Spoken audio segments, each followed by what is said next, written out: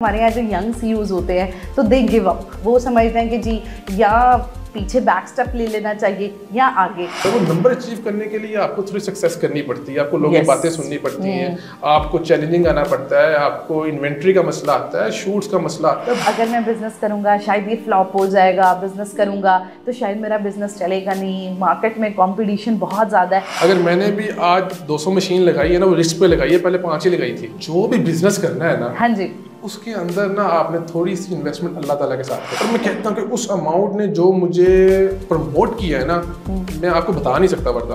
अस्सलामुअलैकुम, welcome to 100 young CEO club at Qasim Ali Shah foundation. It's me doctor Warda Sikandar, your host.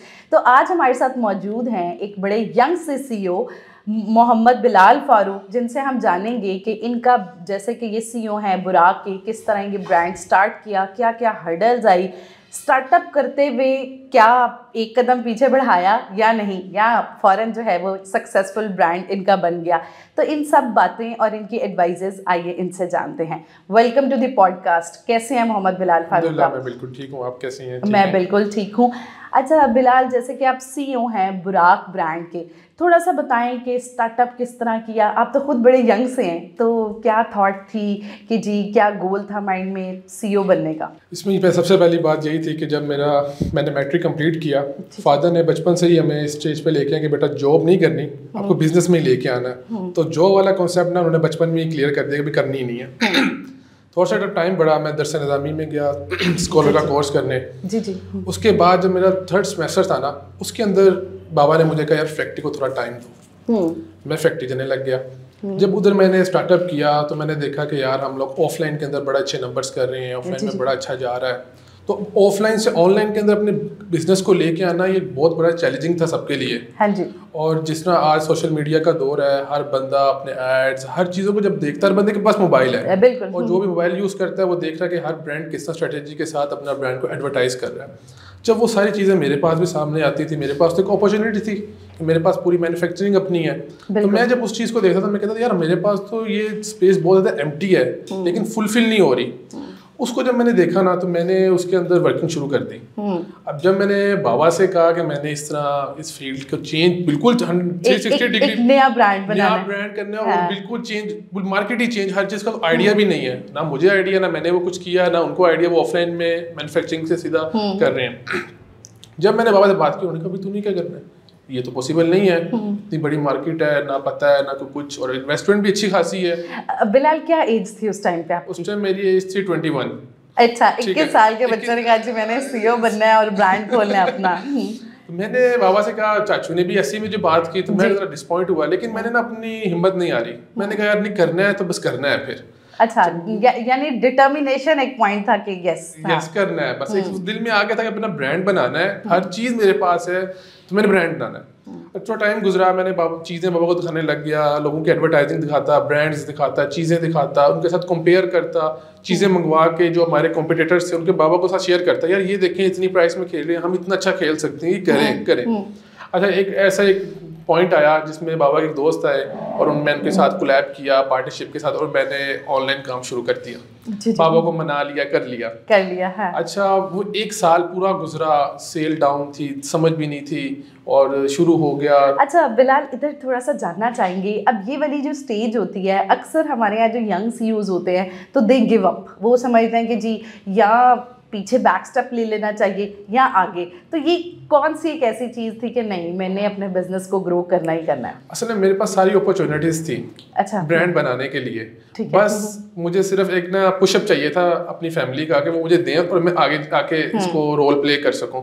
वो अल्हम्दुलिल्लाह मुझे थोड़ा सा बाद में मिला, अगर पहले मिल जाता अच्छे नंबर्स हो जाते लेकिन जब मुझे वो मिला ना तो मैंने उसमें बहुत अच्छे नंबर्स किए। जब मेरा पहला काम था ना, जब मैंने अभी स्टार्ट किया था उनके साथ, उसके अंदर ना मैंने 1.5 साल वो काम किया, मैंने 21 से 1.5 साल मैंने वो काम किया। उस टाइम पीरियड के अंदर ना मैंने समझ ले वो मेरा ऐसे पॉइंट था कि बस मैं उसमें बड़ा डिसपॉइंट रहा। मेरे एक हर बंदा जब ब्रांड बनाता है ना, उसकी एक एक्सपेक्टेशन उसके साथ जुड़ जाती है कि यार मैंने ये करना है, ये करना है, ये करना है।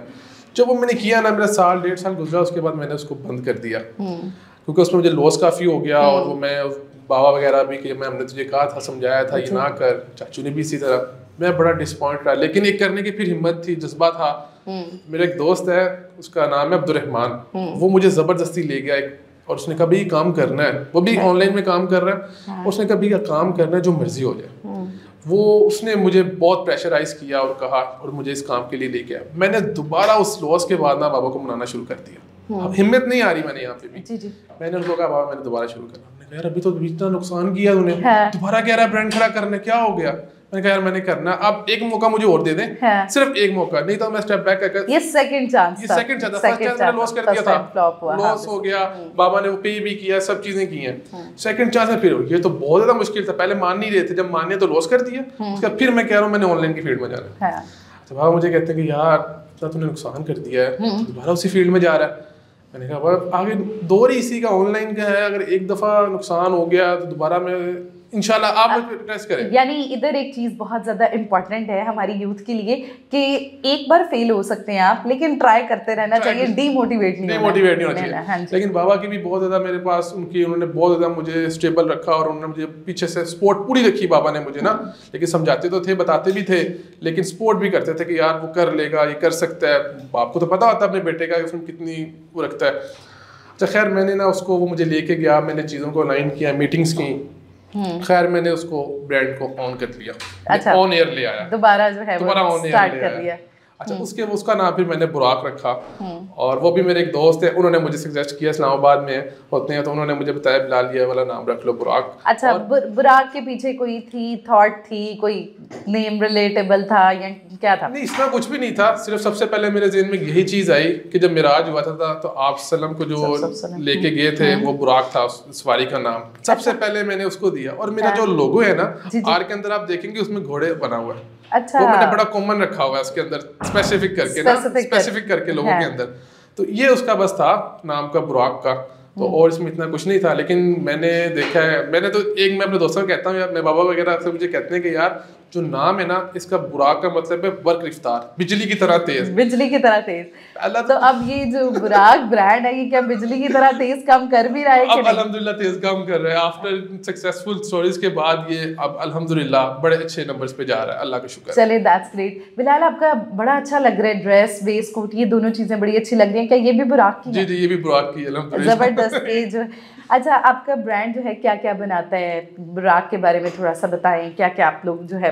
हम बिल्कुल मेंस वेयर के अंदर shalwar kameez, waistcoat, dress shirts, knitting के अंदर हम सब कुछ मेंस वेयर में हम सब कुछ बना रहे हैं। लेकिन अभी वेडिंग लक्स में नहीं हम गए, लेकिन बेसिक के अंदर हम अल्हम्दुलिल्लाह मेंस वेयर में सब बना रहे हैं। अंडरगारमेंट्स भी मेंस वेयर में बना रहे हैं, सब चीजें बना रहे हैं। जैसे कि अभी थोड़ी देर पहले भी आपसे बात हो रही थी तो आप बता रहे थे कि इंटरनेशनली भी आप इस बिजनेस को लेके चल रहे हैं। बिल्कुल मेरे इस वक्त अल्हम्दुलिल्लाह international UK, USA, Canada, Denmark, Norway, Japan, इन सब में एक अच्छे नंबर्स में कर रहा हूँ इस वक्त। और सबसे ज्यादा मेरे इस वक्त यूके, यूएसए, कनाडा में नंबर्स आ रहे हैं ग्लोबली। ये बहुत बड़ा पॉइंट है, ये बहुत बड़ा पॉइंट है। And for a young CEO अपने ब्रांड को बाहर के कंट्रीज में प्रेजेंट करना, दैट्स अ बिग थिंग कि एक पाकिस्तानी ब्रांड जो है वो उधर भी पहना जा रहा है। तो ये मेरा ख्याल है कि आपकी बहुत बड़ी जो है सक्सेस है। अच्छा बिलाल, अक्सर होता है कि जब लोग सोचते हैं बिजनेस करने का तो उसमें बड़ा एक पॉइंट होता है जो उनको बहुत ज़्यादा बिजनेस करने से रोकता है, रिस्क। कि जी अगर मैं बिज़नेस करूँगा शायद ये फ्लॉप हो जाएगा, बिज़नेस करूँगा तो शायद मेरा बिज़नेस चलेगा नहीं, मार्केट में कंपटीशन बहुत ज़्यादा है। तो व्हाट यू से ऑन दैट कि जब रिस्क लेने वाला टाइम है या जब आप प्लानिंग कर रहे हैं अपने बिजनेस की तो अपने दिमाग में क्या वो चीज़ें रखें या क्या वो एलिमेंट्स रखें ताकि जिससे आप लोग डीमोटिवेट ना हो, रिस्क लेने का जज्बा आप में बढ़ जाए? इसमें रिस्क वाली बात में ना मेरे बाबा ने मुझे बड़ा मोटिवेट किया। जी बाबा ने कहा रिस्क लोगे ना तो फिर ही कामयाब होगे। अगर बंदा ये कहता रहे ना कि यार रिस्क नहीं लेना तो कामयाब नहीं हो सकता। अगर मैंने भी आज 200 मशीन लगाई है ना, वो रिस्क पे लगाई है, पहले 5 ही लगाई थी, रिस्क लिया था। तो उन्होंने मुझे इस बात में बहुत ज़्यादा उन्होंने मुझे मोटिवेशन दी है कि भाई करो, कुछ नहीं होता, नुकसान हो जाता ठीक है लेकिन करो। अब वो मुझे बड़ा मोटिवेट करते हैं, कहते हैं अगर मैं कहता हूँ कि वो वाले काम में मैंने नुकसान किया, तो वो नुकसान नहीं किया, वो तो टर्निंग पॉइंट था। तो इसी फील्ड में दोबारा आ गया, अब अच्छे नंबर्स कर रहा है, सीख के वो किया। ये चीज़ें हैं सब चीज़। और फेलियर को यानी टेक एज अ लर्निंग अगर हम लें तो हमारे बिजनेस जो है वो बहुत ज़्यादा बेहतर हो सकते हैं, कामयाब हो सकते हैं। बिल्कुल हो सकते हैं। बिलाल बड़ा ज़बरदस्त लगा आपसे बात करके। एट द एंड हम जानना चाहेंगे कोई एडवाइजेस जो आप यंग सीईओज या वो लोग जो अपने बिजनेस से बहुत ज़्यादा तंग हैं, उन्हें समझ नहीं आ रही कि क्या करना चाहिए, किस तरह मोटिवेट किया, जो यंग ग्रेजुएट्स हैं उनके लिए कोई एडवाइजेस दें कि आप क्या समझते हैं कि बीइंग अ सक्सेसफुल CEOs ये चीज़ें ज़रूर आप करेंगे तो आप कामयाब होंगे अपने बिजनेस में। अच्छा, इसमें दो चीज़ें हैं। सबसे पहले तो ये है कि नथिंग इज़ इम्पॉसिबल, वो तो मैंने देख ली, कुछ इम्पॉसिबल नहीं है। आपने सिर्फ हिम्मत नहीं हारनी, आपने लगे रहना है और आपने सक्सेस आपको मिलेगी मिलेगी। क्योंकि अक्सर में ये होता है कि जब इंसान को काम शुरू करता है हर्डल्स आती हैं, परेशानियां तो आती हैं, बिल्कुल चैलेंजिंग भी आते हैं, कंप्लेंट्स भी आती हैं, लेकिन जब अपने आपके दिमाग में टारगेट होता है ना, जब आप अचीव कर लेते हैं उसके बाद जब आप उस टारगेट पे पहुंचते हैं तो जो बाकी आपके सराउंडिंग में जो बातें कर रहे होते हैं ना, वो उस वक्त आपके साथ आ जाते हैं। फिर कहते हैं वाओ यार इतना अच्छा काम कर रहे हैं, इतने अच्छे पहले आपको कोई मोटिवेट नहीं कर रहा होता, पहले कह रहे होता है कि फ्लॉप बिजनेस है, कुछ नहीं है इसके अंदर।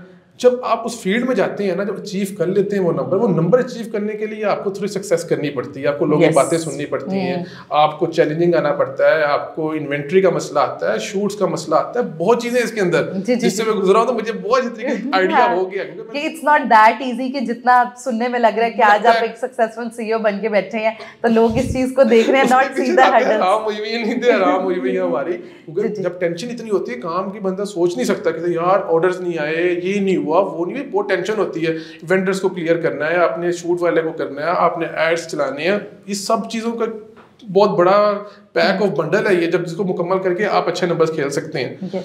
दूसरी चीज़ मैंने जो इसके अंदर सीखी है, जो मैं यंगस्टर्स को कहना चाहूँगा, वो इसी की है, जब मैंने अपना ब्रांड लॉन्च किया ना, मेरे फादर और साथ जो मेरे 2 टीचर्स थे, डॉक्टर शाहिद वैद साहब हैं और एक मुनव्वर सिद्दीकी साहब हैं, और CEO ऑफ स्टाइलो भी हैं वो। अच्छा, जबरदस्त। तो वो मेरे टीचर भी हैं, मुझे बड़ा समझाते भी हैं।